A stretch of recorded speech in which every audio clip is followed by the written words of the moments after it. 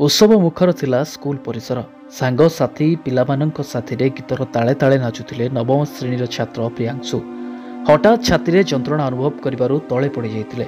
विद्यालयर शिक्षक शिक्षयित्री दौड़ी आसिथिले, मात्र सेहिठारे छात्रटीर प्राणवायु उड़ी जाइतिला। एपरि एक दुखद घटना देखिबाकु मिलिछि नीलगिरी ब्लॉक सियाड़ीमाला पंचायत सियाड़ीमाला ग्रामरे।